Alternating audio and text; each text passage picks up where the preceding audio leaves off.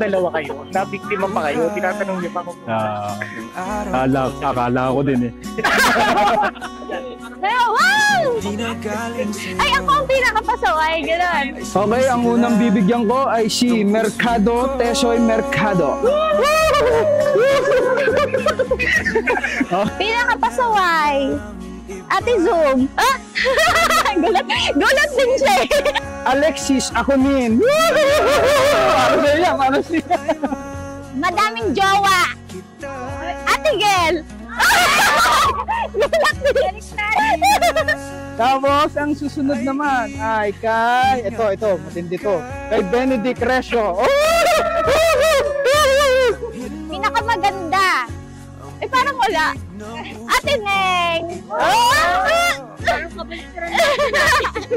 Rob Sus Resio. Ito, dito. Magiging sister, si Rizal.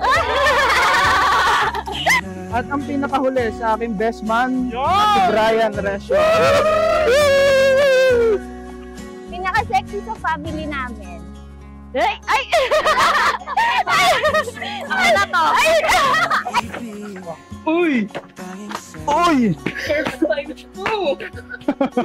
Iyak ako.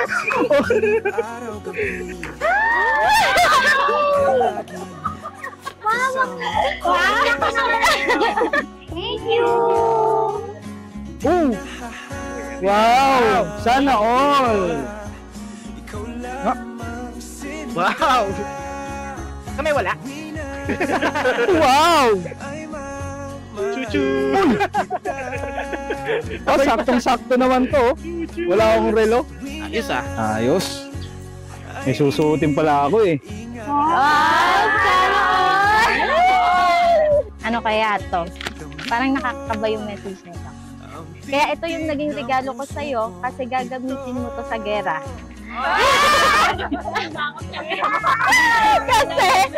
kasi mapapalaban ka talaga, promise. Mapapalaban ka sa big boss at ako yun. Enjoy, see you later, I love you. Ay! Pwede na mamaya nga. Big.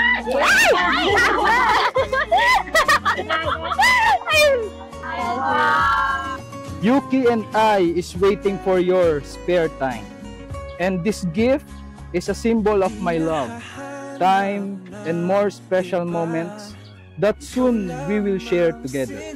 I love you and see you later at the aisle. Love, Lalaine. Ready ka na ba? O, ready na ako, charot. See you! Hi Lalaine, see you sa mamaya sa kapilya. Enjoyin natin tong araw natin. I love you, mahal na mahal kita. Salamat po. Maraming salamat po, Ama. Way back 2017, 2018, I prayed, Lord, sawa na po ako maging single. Please let me meet the man who I can be with for the rest of my life. Then you came into the picture. Literally, denying pa nga ako sa mga signs. Until He let me realize how very, very long your patience is. Para sa isang workaholic na tulad ko, na nandyan ka para panoorin lang ako, kahit ang tanging salita lang na nabibitawan ko ay good night. Salamat ng marami sa ating Panginoong Diyos sa magandang pagkakataon na pinasapit niya yung araw na ito ng ating pag-iisang dibdib. Hindi ako makapaniwala na ito na yun, na ibibigay ka na niya sa akin bilang mapapangasawa ko. Matagal natin tong hinintay. Matagal ko tong hinintay. For almost 7 years natin bilang magkasintahan. Oo, hindi naging madali. Marami tayong naranasan. Marami ang sumubok sa atin. Gaya ng iba, hindi din perfect ang naging relasyon natin. Pero ganun pa man, eto na tayo ngayon. Haharap sa Diyos at mangangako sa Kanya. Dahil dito, iiwan ng lalaki ang kanyang ama at ina at magkikisama sa kanyang asawa. At ang dalawa ay magiging isang laman. Kaya, hindi na sila dalawa kundi isang laman ang pinapagsama ng Diyos. ay huwag papaghiwalay ng tao. Thank you. Kasi as when we started dating, you let me know him first. Hinayaan mo ko na kusa ko siyang kilalanin, mahalin at higit sa lahat ay piliin ko muna siya, ang ama bago ka.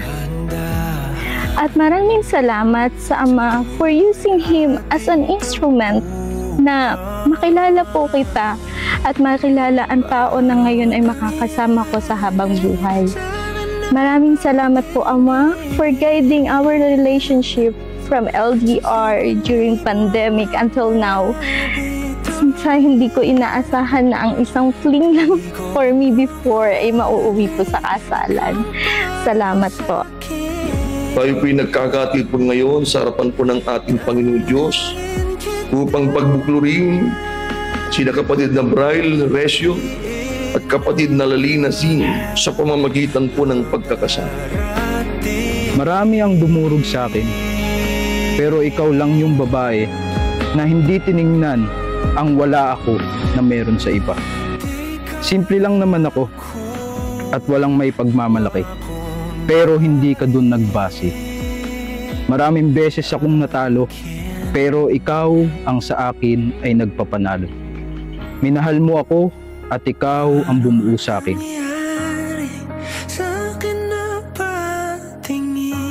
Bayang ito'y maging tatak ng inyong pinagbuklod na kapalaran at ng inyong pagkakasundo, pagsusuyuan, pagmamahalan at katapatan, na sa pamamagitan po nito'y mula ngayon ay natatalian na kayo hanggang sa kayo ipapaghiwalay ng kamatayan. At yayamang tinupad ninyo ang matapat na pagkakasundo. Ako sa pamamagitan ng aking karapatan bilang ministro ng Ebanghelyo ay pinapahayag ko na kayo tunay ng mag-asawa ayon sa mga utos ng Diyos at ng mga batas ng ating bansa. Tandaan nating parati ang pinapagsama ng Diyos ay huwag papaghiwalayin ng tao.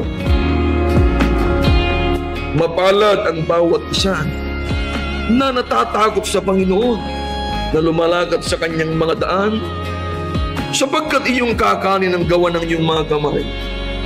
Magiging maginhawa ka at ikabubuti mo. Ang asawa mo'y parang magiging mabuang puno ng mga ubas sa mga pinakaloob ng iyong bahay. Ang mga anak mo'y parang mga puno ng olibo sa palibot ng iyong dula. Narito, na ganito nawa pagpalain ng tao na natatakot sa Panginoon. Alisin mo na yung nakatagot para walang sagabal.